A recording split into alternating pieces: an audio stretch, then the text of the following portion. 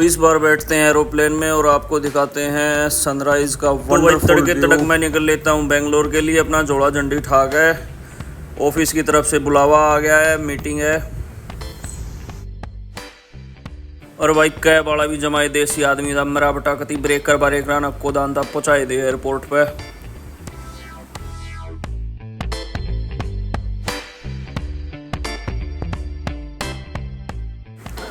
और फिर घुस जाते हैं एयरपोर्ट के अंदर और भाई देखते हैं लंबी लंबी लाइनें लग रही है बोर्डिंग के लिए। इसके बाद मन ने दिख जाए है एयरपोर्ट वाली रिक्शा और मैं उसमें धर देता हूँ अपना बैग।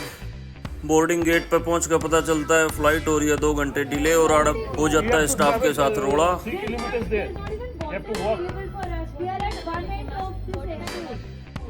जल्दी समझ में आ जाता है इनके साथ में माथा मारने का कोई फायदा नहीं है और मैं निकल लेता हूँ अपना ब्रेकफास्ट करने के लिए। थोड़ी पेट पूजा कर ली जाए।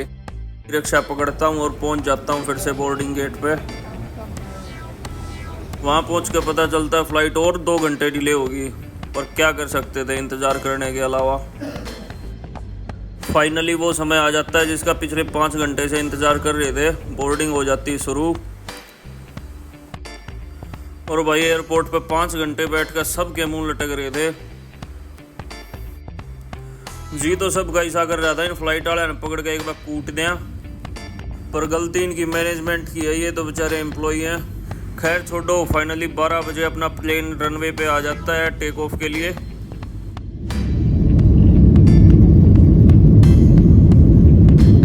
और जब प्लेन टेक ऑफ करता है तो एक अलग ही अनुभव होता है, एक तरीके का एडवेंचर ही लगा लो।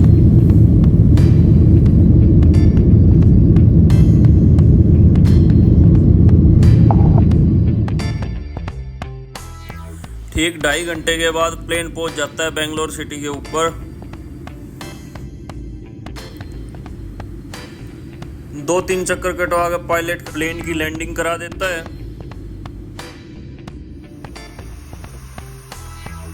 और फाइनली हम पहुंच जाते हैं बेंगलोर एयरपोर्ट पर।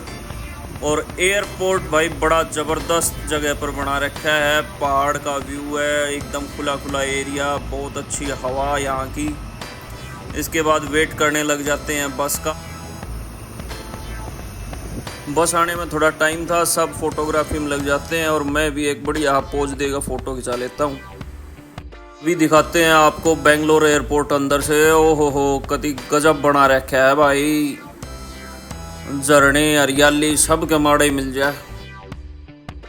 फिर याद आता है कि ऑफिस में भी पहुंचना था, तो मैं बैठता हूं अपनी कैब में और रास्ते में आ जाती है झमाझम बारिश और मौसम बड़ा गजब हो रहा है बेंगलोर का। रास्ते में मंदिर आगे हाथ जोड़कर मैं पहुंच जाता हूं होटल। और ऑफिस के लिए हो गए थे बहुत ज़्यादा लेट, तो आज ऑफिस गया नहीं, आज एक्सप्लोर करते हैं बेंगलोर। और फिर मैं घूमते घामते पहुंच जाता हूं बेंगलोर का फेमस पैलेस देखने के लिए। और इसका भाई इंटीरियर इतना गजब है कि बस सारी थकावट दूर कर दी।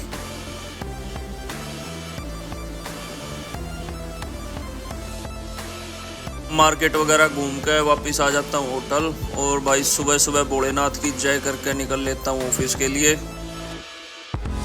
और ऑटो वाला 1 नंबर का म्यूजिक चला रहा था, न्यू नहीं बेरा कौन सी लैंग्वेज में, पर पल्ला कुछ पड़ा नहीं, पर स्वाद आ गया कसूता। फाइनली ऑफिस पहुंच जाता हूँ और ज़रूरी काम निपटा गया भाई, मिलते हैं अपने कुलीग से। और रात को बालाजी महाराज को जय श्री राम बोल के भाई बेंगलोर को बोलते हैं बाय बाय। और रात को बस पकड़ कर चेन्नई के लिए निकल लेता हूँ और बस पहुँचा देती है सुबह सुबह चेन्नई। फिर अपना जोड़ा झंडी गिर गया, निकल लेते हैं महाबलीपुरम की तरफ। ये चेन्नई से करीब करीब 70 से 80 किलोमीटर दूर पड़ता है। और इसके बारे में तो बस मैं क्या ही कहूँ, कुछ शब्द ही नहीं है कहने के लिए। ये सामने आप जो देख रहे हो ये यहाँ पे मंदिर बने हुए हैं।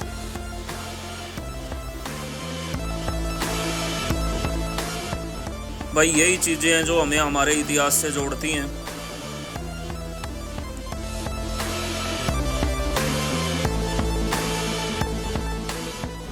ये सामने जो आप मंदिर देख रहे हो इसका नाम है गणेश रथ। और यहाँ पे जितने भी ये छोटे छोटे मंदिर बने हुए हैं ये अलग से मूर्तियाँ नहीं बनाई गई है, पत्थरों को काट के उन्हीं के अंदर नक्काशी की गई है।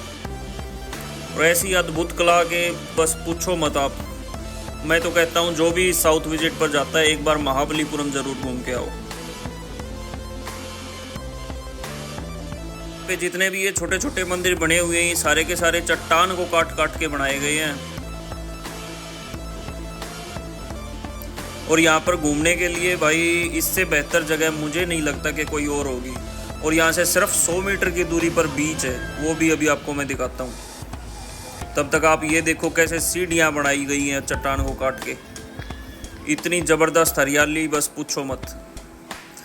हल्की हल्की बारिश की बूंदें आ रही हैं, साथ में हरियाली है, इतना ज़बरदस्त नज़ारा है और क्या ही चाहिए आदमी को।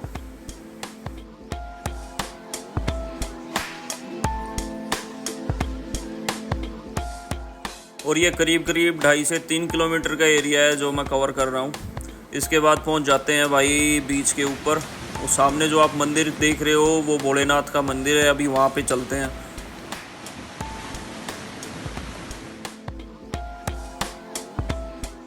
जय भोले शंकर की बोलकर मैं भी मंदिर में पहुँच जाता हूँ। एक बढ़िया हाफ पोज देगा, एक फ़ोटो खिंचा लेता हूँ।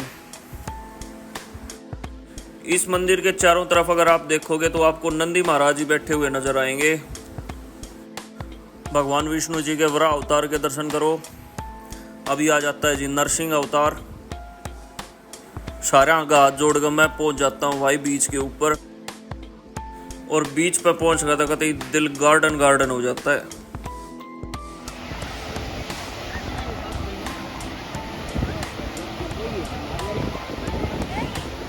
समुंदर की लहर जब उठती हैं और इनकी आवाज़ सुनकर तो बस तबीयत खुश हो जाती है।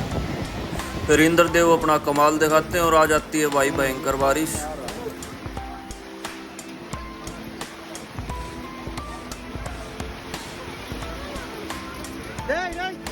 सारे अपनी लुंगियां अंठाठा बाज रहे हैं।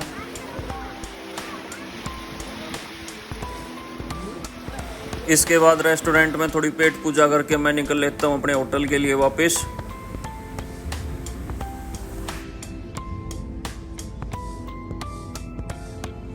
फिर तड़के तड़क अपना निकल लेते हैं दिल्ली के लिए। दिल्ली की सुबह सुबह की फ़्लाइट बुक है अपनी।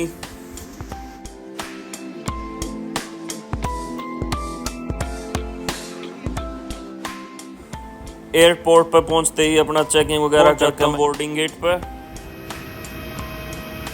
इस बार एयर इंडिया की फ़्लाइट है और मेरी फेवरेट है। बस फिर बैठते हैं फ़्लाइट में और भाई सुबह 6 बजे की फ़्लाइट है तो सनराइज़ देखने का मौका मिलेगा।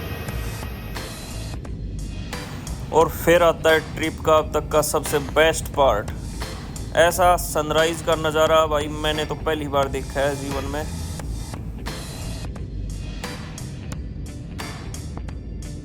बादलों के बीच से जब सूर्य देव की लालिमा दिखाई देती है तो ऐसा गजब नज़ारा भाई, इससे बेहतर कुछ हो ही नहीं सकता।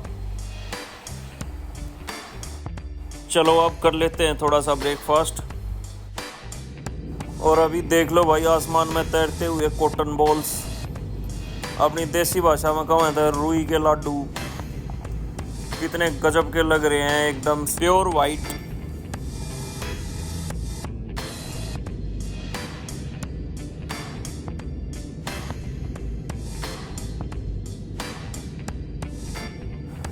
और फिर पहुंच जाते हैं दिल्ली। तो अगला ही व्लॉग आपके सामने जल्दी ही आने वाला है। तब तक आप कर दो चैनल को सब्सक्राइब। बोलो हर हर महादेव।